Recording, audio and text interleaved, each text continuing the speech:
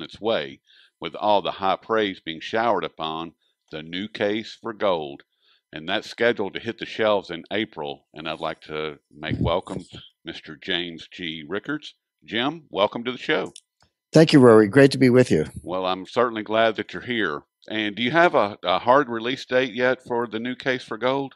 We do. The official publication date is April 5th. It's next Tuesday, but it's available for order on Amazon right now. So anyone is interested, we've got 3 editions. We've got the hardcover, we have a Kindle edition, and we have an audiobook. Some people like the audiobook for long trips or plane rides or whatever. It's in all 3. You can get it at Amazon right now. Just go to Amazon, type in the new case for gold, you'll find it. But if you prefer your local bookseller, it'll be on the bookshelves on Tuesday. Sounds great. Thank you so much. And I don't know if you've had a chance to see the Financial Times video that hit the airwaves a couple of days ago, or within the last couple of days. And there was a young lady named Isabella Kaminska. And the name of the video is Gold, Our Dangerous Obsession. If you don't mind, I'd like to read you just a little bit from the video and then get your take on it. Sure. And there's sociologist Nigel Dodd, and he thinks gold is a poor form of money because it is antisocial. And, quote, gold expresses a wastage of human potential. And that's what gold really is. It's human waste. Poo that is made to shine. If you're in love with gold, you're in love with your own poo. He also said gold undermines the fundamental point of what money should be. If you were sitting across from the table from Mr. Nigel Dodd, what would you have to say to him? Well, first of all, I have seen that video. In fact, I thought it was so hilarious. A lot of people took offense at it. I just thought it was so bad. It was funny. It was laughable. So I've been tweeting it out, putting it on my Twitter feed at James G. Rickards. And I'm just looking at my metrics. I've had over 1,500 views just from my Twitter feed. Now, I'm sure there are tens of thousands coming in from all over the world, but I just from my own Twitter feed, there are 1,500 people who have looked at it. Look, here's the thing. Isabel Kaminski is a fine reporter. The Financial Times is a fine newspaper.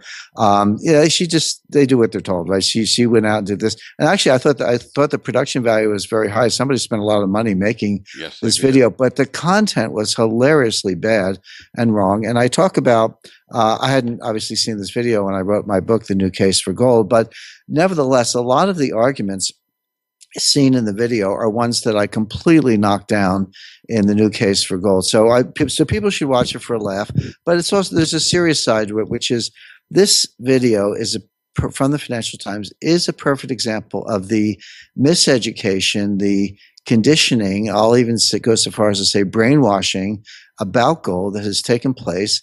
And a lot of things people think they know about gold are completely wrong. The important things that you should know about gold are very much unknown to most people. You and I and the listeners of this program may be familiar with it, but believe me, most Americans, even a lot of people around the world, are not. And that's actually why I wrote the book. You know, I had the 2 bestsellers you mentioned, Currency Wars 2011 and The Death of Money in 2014. I had a chapter on gold in Currency Wars, and I had 2 chapters on gold in The Death of Money. But frankly, Rory, I got to a point I said, you know what, I need to sit down and take everything I know and I've learned and I've researched and I've discovered about gold, put it all in one place. The content is technically high level, but it's plain English. It's meant to be totally accessible. Any American or any citizen can pick it up and read it in an evening. It's not that long and get through it. And I said, I've got to put this all in one place because there's just too much nonsense. And I was getting fed up, candidly, with these arguments against gold that don't hold water. But you hear them all the time. I was on television did an interview on Bloomberg TV with Joe Weisenthal. He's one of their anchors. Joe starts out by calling gold a pile of rocks. I said, Joe, it's not a rock, it's a metal. So why don't we start there? But you hear these things, people say, well, you know, you can't have a gold standard because there's not enough gold in the world to support the money supply. Well, that's nonsense. There's always enough gold. You just have to get the price right. At $1,200 an ounce, it would be deflationary. At $10,000 an ounce, that would work extremely well. So the quantity of gold is not an impediment to the gold standard. But if you want one that works, you have to be honest about the real value of paper currency. And you would have to have $10,000 an ounce or higher to make it work. Now, I'm not saying there's going to be a gold standard tomorrow. I'm just saying in the next financial panic, central banks don't want a gold standard, but they may have to go to gold to restore confidence. If they do, I promise you the price will be $10,000 an ounce or considerably higher, because it has to be that to avoid deflation, which is the central banker's worst enemy. So, and then there's another one that says the supply of gold does not grow fast enough to support the growth of the world economy. Well, they look at mining output, which is about 1.6% a year.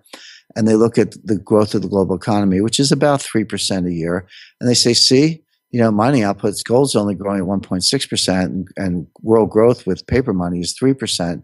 So the gold supply is not growing fast enough to support the growth. That's ridiculous because it fails to distinguish between official gold and private gold. In other words, the official gold, that's the gold that could theoretically support the money supply. That's what central banks and finance ministries and the IMF and other official institutions have. The global economy grows at 3%, but if you want to grow, but mining output is irrelevant. If you want to grow the official gold supply, all you have to do is print money and buy it. In other words, buy it in from the private supply into the official supply. You can grow the gold supply as fast as you want to support world growth. So mining output is a red herring. I mean, I know what mining output is. It's about 1.6% a year, but that's no constraint on the growth of official gold. Just go buy it from the private sector. So, Rory, don't get me started, but these are just two examples of things you hear all the time.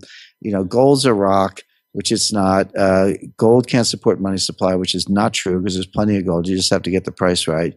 Gold doesn't grow fast enough to support world growth. Nonsense, because you can buy private gold if you want to grow the money supply faster. So all the things people think they know about gold are false. I shoot them down one by one in the book. But I watched this, very, very well produced video from the Financial Times. They go, here we go again with all the nonsense. By the way, there was one interesting figure in that video. Professor Sella, if you recall the video, he was the chemist. And he was not a gold basher. He's just a scientist. He was talking about how the gold atom is actually fairly densely packed. It didn't interact with other metals or solvents. That's part of the case in favor of gold. I actually quote him in my book, The New Case for Gold, because, why is gold money? Well, there are plenty of good reasons why gold is money, but one of them is, what else could be money? You're not going to want something that's radioactive. You're not going to want something that dissolves in water. You're not going to want something that, is impossibly scarce. You want it to be scarce, but not too scarce. You don't want a gas that'll go up in the sky. In other words, Sella takes the periodic table of the elements, goes one by one, disqualifies all of them for different reasons, except gold, and reaches the conclusion that gold is the only one suitable for money. Now, that's not a complete argument, but it's a pretty good start to understanding why gold is money. And he is. They do interview him in the video, so it was nice to see some thoughtful commentary. But poor Isabella, she's a smart reporter. I'm sure she's a nice person, but she got lured into this gold bashing thing, and it's just all this pop psychology about anal retentive, antisocial behavior. Look, here's the thing. Yes. The antisocial behavior is not coming from people. It's coming from the central banks. They're the ones lying to us. They're the ones who are non-transparent. They're the ones who are manipulating the money supply, manipulating our expectations behind the scenes. They're the ones who are destroying trust. So I agree that in a society where you could have sound money without gold, I mean, it's possible. It just never happens because the central bankers want to manipulate it for the benefit of the power elites and enrich themselves at our expense. And so the social contract is broken. I agree with that, but it wasn't broken by the people. It was broken by the elites. Exactly. If gold is a pet rock, if it's a tradition, why are the central banks so secretive about it? Why would they not open the doors to the to the New York Federal Reserve? Why would they not open the doors to Fort Knox and say, "Here's an audit. Here's what we have. Here's what it looks like." But they don't do that. So that leaves us to speculate on what is or is not there. So I agree with that. I mean, if you want to talk about antisocial, they're the ones that are being antisocial, not you and I. Correct. And By Go the way, ahead. Rory, your point that gold is a tradition. Who said that? That was Ben Bernanke. He Exactly. he was doing an interview, I think, with some students at George Washington University, and somebody very intelligently said, Chairman Bernanke, if gold is such a worthless thing, how come the United States has 8,000 tons? How come the IMF has 2,000 tons? On and on. Why are all these central banks and IMF and official institutions holding thousands of tons of gold if it's not a monetary asset? And Bernanke said, "Oh, it's a tradition," kind of blew it off. But I actually spoke to Ben Bernanke about this personally, one on one, and I read his book. He made his scholarly reputation long before he went on the central bank. As a scholar, he was famous for studying the Great Depression in the footsteps of Milton Friedman and Anna Schwartz, who were probably the greatest scholars of the Great Depression. And so I read his book and I met him and had a nice conversation. And his book actually says that gold was never a constraint on the money supply in the Great Depression. I mean, how many times have you heard it said, gold caused the Great Depression, or we could have got out of the Great Depression if we weren't on the gold standard, if only we had elastic money supply, we could have got out. You've heard that over and over. It's just not true. But the reason I know it's not true is Bernanke's own research. The law at the time, in the early 1930s, the law was that the money supply could not be more than 2.5 times the value of gold at $20 an ounce. So take all the gold that the Fed had, the gold at the time. Take the gold that the Fed had, valued at $20 an ounce, multiply by 2.5. That was the maximum amount of the money supply.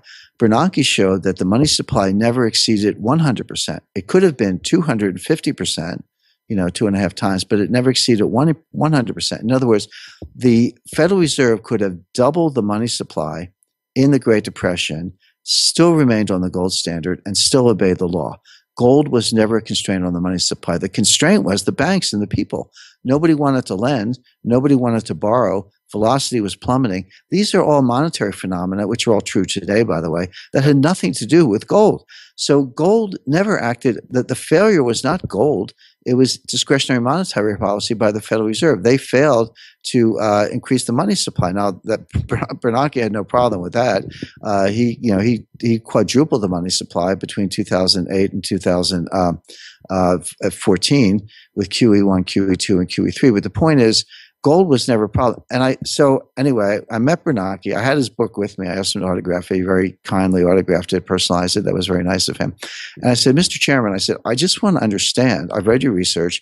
My understanding is that you're saying that gold was not a constraint on the money supply during the Great Depression. Do I have that right? And he said, yes, you do. So I got it straight from the horse's mouth that gold was not the problem.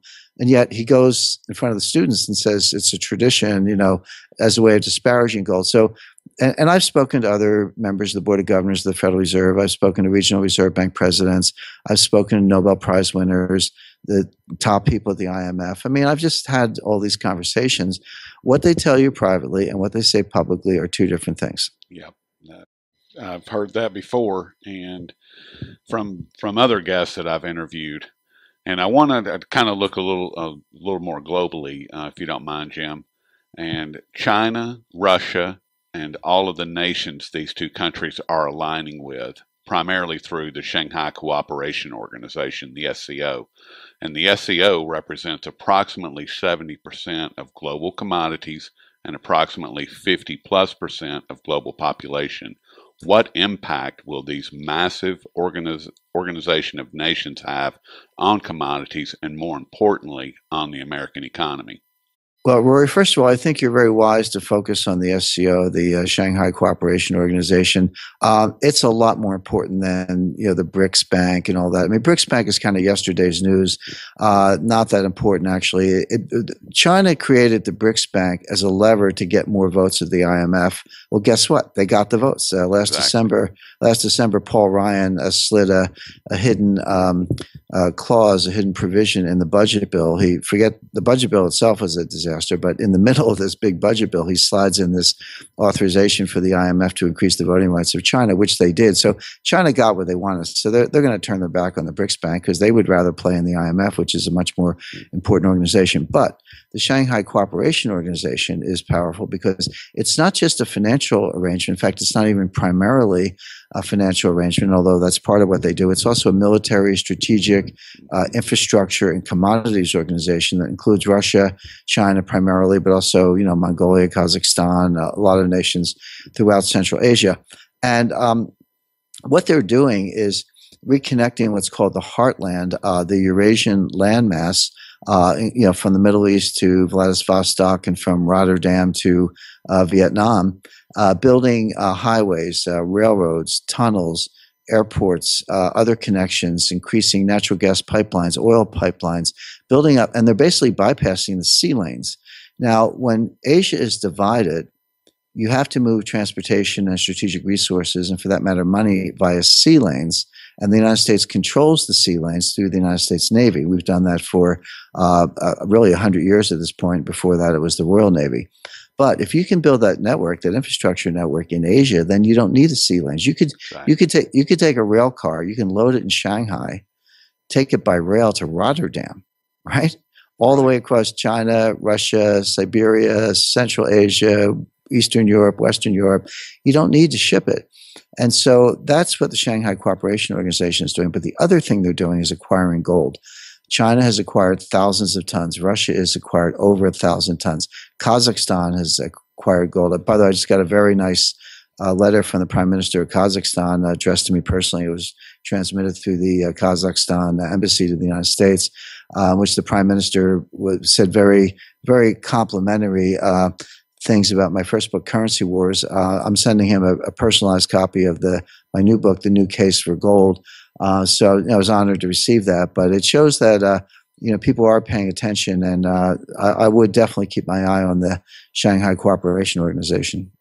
I've been following that for a couple of years now, and actually about a year ago I did a really nice roundtable focusing just on the Shanghai Cooperation Organization, and I had three people who were very well studied in what's happening there, and what was happening at that time, I should say, or up to that point.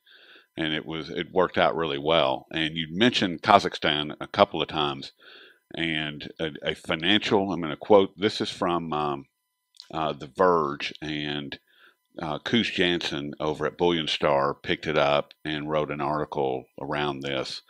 And it's a financial delegation from Kazakhstan visited the Shanghai Gold Exchange to discuss cooperation in gold trading along One Belt, One Road, also known as the New Silk Road, that reaches over the whole Eurasian continent.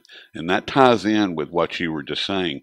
And it sounds to me like, Jim, that all of this gold that Russia and China have been acquiring, and Kazakhstan, I've learned, has tripled their gold holdings within the last 5 years. They've gone from about 75 tons all the way up to about 225 tons.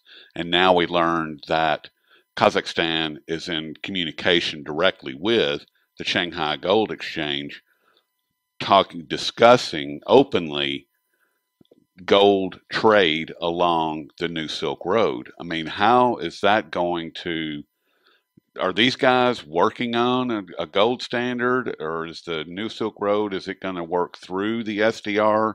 Is the SDR basket going to have some gold involved in it? Or what's going on with that from your perspective?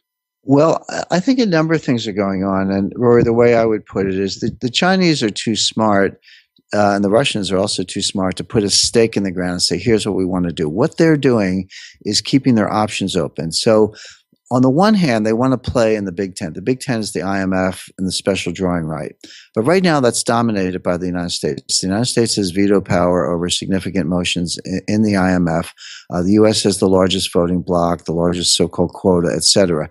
Now, China is increasing its stake on, as you know, the IMF at the end of November 2015 voted to include the Chinese yuan in the basket that's used to calculate the value of the SDR. But I should just explain to you what the SDR is. The SDR stands for Special Drawing Right. Sounds geeky. I know a lot of PhDs who can't give you a straight answer on what it is, but it's actually incredibly simple. The special drawing right is world money. They don't want to call it world money because that's a little spooky sounding, but that's what it is. Exactly. Now, the Federal Reserve can print dollars. The European Central Bank can print euros. and the IMF can print SDRs. So it's just another form of fiat money printed by the IMF. By the way, you say, well, who's in charge of the IMF? They have a 24-member executive committee, 24 nations. You look at that list, you got kings, dictators, communists. It's a nice group of people. You've got some democratically elected leaders too. It's not all dictators, but it's a nice crowd. Completely unaccountable, self-perpetuating, unelected. They're just there. So they run the IMF, and basically they operate through the G20. And a lot of people think that because there's this basket that the SDR is backed up by a basket of hard currencies. It's not. It's just another fiat currency. Well, what's the role of the basket? The role of the basket is just a math problem to determine the value of the SDR expressed in other currencies. So you say, well, what's an SDR worth? Well, right now, one SDR is worth about $1.45. I receive an email from the IMF every morning giving me an updated valuation on the SDR. It's about $1.45. I've seen it as high as $1.55, as low as $1.35. It's just another exchange rate. It's like saying the euro. The euro went from $1.45 to $1.05 various times over the course of the past 5 years. Well, then sure, it's a floating exchange rate. Same with the SDR. So including the Chinese yuan in the basket of 5 currencies, it's dollars, euros, yen, sterling, and now the Chinese yuan. That's a prestige thing. It's important. It's meaningful. But it doesn't change the fact that the SDR is just another printed currency. So China's in that club. They got more votes at the IMF thanks to Paul Ryan, so they're in that club as well, and they want to stay in the club. But here's the point, Rory. When the next financial crisis comes, and I can see it a mile away. It's coming. It's going to be worse than 2008. We don't necessarily have time to go into all the science behind that, but it has to do with risk being an exponential function of system scale and the system getting larger. So that's just a matter of time, and probably not very much time. But when it happens, it's going to be bigger than the central banks. You go back to the last two. 1998, the world was hours away from every stock and bond exchange in the world closing. That was the LTCM crisis. I know that because I was there. I was the general counsel of LTCM. I negotiated the bailout. I was on the phone with the Fed. The Treasury was in the room. I talked to the CEOs of Goldman Sachs and all the major banks. So I know we were just hours away from every stock and bond exchange in the world closing. At least temporarily, and we avoided that by the last minute bailout. Now, come forward to 2008. We all know what happened there. Lehman, AIG, same thing, hours away from sequential collapse of all the major banks in the world, bailed out by the central banks. But look at the sequence. In 98, the banks bailed out a hedge fund. In 2008, the central banks bailed out Wall Street. So sorry, 98, Wall Street bailed out a hedge fund. In 2008, the central banks bailed out Wall Street. In the next crisis, possibly 2018, if we keep up this 10-year tempo, who's going to bail out the central banks? Each one gets bigger than the one before. Who's bigger than the central banks? The answer is the IMF. They have the only clean balance sheet left in the world. They're going to print trillions of SDRs, flood the zone. The Fed's not going to be the Fed took their balance sheet from $800 billion to $4 trillion in the last bailout, but they haven't reversed it. They haven't normalized it. They're not back down to where they started. They're still at the $4 trillion. What are they going to do the next time? Go to $8 trillion, $12 trillion? They can't. I mean, legally they can, but they're at the outer limit of confidence. So the only source of new money without destroying confidence in theory is the IMF. They're going to issue the SDRs. But they're going to need China's support to do that because China has a bigger voice. And China's quid pro quo is fine. Let's issue the SDRs, but now the dollar is no longer the global reserve currency. The dollar will be like a Mexican peso. It'll be used locally inside the United States, but it won't be the benchmark for the world.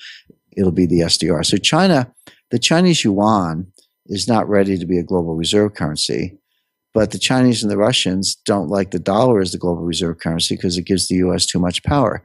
So the solution is use the SDR as the global reserve currency. And by the way, when you sit down at that poker game to cut that deal, your chips in the poker game are going to be the amount of gold you have. So that's why China's getting gold, Russia's getting gold, our friends in Kazakhstan are getting gold. Get your gold now. And I just say to investors, hey, if it's good enough for China, it's good enough for me. What I tell my wife is, if we do what wealthy people do, then we have a much better opportunity of being wealthy. And the Chinese nation, in my opinion, is one of the wealthiest nations in the world right now.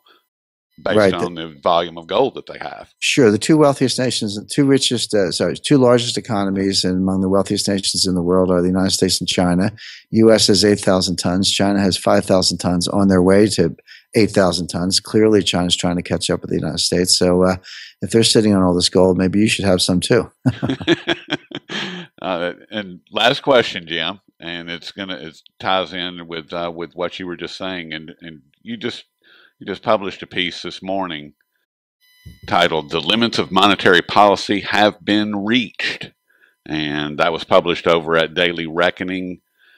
And what I wanted to ask you about is NIRP, the negative interest rate policy. And with several countries already moving towards a cashless society and digitized currencies, and all the talk of a cashless society here in the U.S., from my perspective, this would be the mechanism to implement a negative interest rate policy. Will the other nations around the world participate, or how do you see a cashless society unfolding, and what does it mean for gold? Well, you can have a cashless society without negative interest rates, but it's difficult to have negative interest rates without a cashless society. Exactly. So negative interest rates obviously are when you put your money in the bank, you come back a year later and some of the money is missing. The bank took it away. That's a negative interest rate. Instead of paying you interest, they take the interest away. They take it from you as if you were a borrower rather than a depositor. So your money disappears. So people say, well, that's easy. I can get around that. I'll just take my money out of the bank, stick it in a coffee can, bury it in my backyard, stick it under my bed, whatever. By the way, talk to your grandparents. My mother and my children's grandmother, and most listeners' grandparents remember the Great Depression. They remember these kinds of things going on. But here's the problem. So the power elite know that cash is a way to get out from under negative interest rates. So they're trying to make cash disappear, trying to force everyone into digital bank accounts. So imagine you run a slaughterhouse and your job is to kill all the pigs and cows. What do you do first? Well, you round them up into pens. You don't run around chasing cows. You herd them into pens and then you slaughter them. That's what's happening to savers and investors. We're being herded into these digital pens at a small number of mega banks, and then we'll be slaughtered with negative interest rates. So people go, I'm going to escape from the pen by getting some cash. My answer to that is good luck. You won't be able to do it. People ask me about the war on cash all the time, and I say, look, the war on cash is over, and the government won. Like, you think you can get cash. It's not illegal, but try doing it. Go down to your bank tomorrow and ask them for $5,000 in $100 bills. Say, give me a stack of $50, $100 bills. You will be treated like a criminal, a terrorist, or a drug dealer, or a tax evader. They will ask you for identification. Some banks will say, come back in a couple of days, as if you got to get your cash by appointment. They'll file, if it's $10,000 or more, they'll file what's called a CTR, a currency transaction report with the government. But even if it's under $10,000, they'll file what's called an SAR, a suspicious activity report, because they say, hey, you never came in for cash before. You're doing it now. What's up with that? That's suspicious. So, and by the way, the bank tellers are trained to not give you the benefit of the doubt. Don't treat you like an innocent civilian who's trying to avoid having your money stolen by negative interest rates. Treat you like a drug dealer, a terrorist, or a tax evader, or else they lose their job because they've got bank compliance officers and federal examiners looking over their shoulders. So the whole system is where you think you can get cash, but you actually can't. Go to an ATM, take out $1,000, try taking out another $1,000. They'll say, sorry, you're up to your daily limit. And by the way, those can be reprogrammed down to $300 for gas and groceries. The government will say, hey, who needs more than $300 a day for gas and groceries? That's plenty. So the war on cash is over. The government won. You can't get your cash. You're locked into this slaughterhouse, this digital slaughterhouse, and they're going to pick your pocket. One of the reasons I like gold is because it is legal to go take your money and buy some gold. Then you put that. Now you're not subject to hacking. You're not subject to digital attack. You're not subject to negative interest rates. And if the gold goes up in value, you don't have to pay any income tax unless you sell it. Now, if you sell it, yeah, you got to declare that and pay income tax on it. But if you're holding the gold and it goes from $1,000 to $2,000 to $5,000, which it will, you don't have to pay any income tax on that. Just sit on the gold, as I say, until you sell it. And you never have to sell it. You can, leave it to your kids in your will. But what you're doing is you're preserving wealth. You're protecting yourself against the inflation slaughterhouse, the negative interest rate slaughterhouse, and the digital slaughterhouse. That's where we're all being led. the way to jump over the fence and be free range is to have some gold. Exactly. Get some gold, especially while you still can, because I don't think it's going to be available very much longer. Not because anybody's going to take it away from us. I just think that there's a finite amount, and the miners have been in trouble for the past few years, and they can only take so much before they start shutting down, which they've been shutting down. So that in itself will hurt supplies. Well, that's absolutely right, Rory. I just got back from Switzerland, and I met with the head of the world's largest gold refinery. And now, so what does a gold refinery do? They take gold in the front door, they refine it, and ship it out the back door. They basically take gold in three forms: what's called doré, straight from the mines; scrap, which is rings, necklaces, etc. And then they take gold, but it's maybe 2 nines, 99% pure gold in these old gnarly 400-ounce bars. They refine it into 4 nines. That's 99.99% pure 1 kilo bars, which is the new global standard set by China. So my friend knows who all the sellers are, and he knows who all the buyers are. I'm talking physical gold. I'm not talking paper gold, COMEX futures. I'm not talking about any of that. I'm talking about physical gold. He buys it and he refines it and he sells it. So he knows who the buyers are. He knows who the sellers are. He said from the point of view of his buyers, he cannot meet the demand. They want to buy twice as much gold as he can produce. He's working his plant 24 hours a day. He cannot produce it fast enough. On the buying side, from his perspective, he cannot source the gold. He's seeing shortages. He's having difficulty getting gold in the front door. So he's got more demand than he can meet. Supply is drying up. So the physical shortages are already there today. What do you think is going to happen in the financial panic? What do you think is going to happen when the price of gold goes up? You're not going to be able to get it. I talk to investors all the time. People say, well, I hear you, Jim. I think you're right, but I'm going to wait till it takes off, and then I'm going to go get my gold. Or, call me the day before as if I'm actually going to know, and let me know, and I'll sell my stocks and buy gold. Sorry. When that happens, you're not going to be able to get it. Your local dealer is going to be back ordered. The mint's going to be not taking new orders. Maybe some central banks and hedge funds will get some, but you won't. So all the more reason, what are you waiting for? Get your gold today.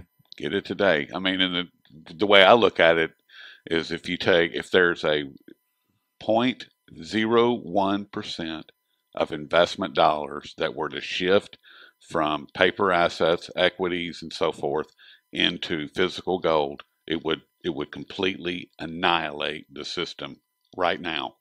It would be impossible to get. That's right. Yeah, it's not like people got lots and lots of gold and we're looking for more. The truth is most people don't have any gold.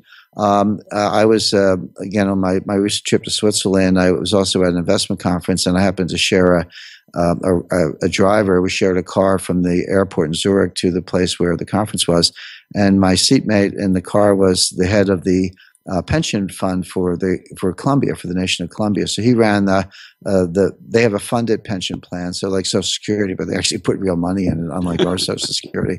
And so he managed all that money. It's about $50 billion. And I just said, how much gold do you have? And he said 0.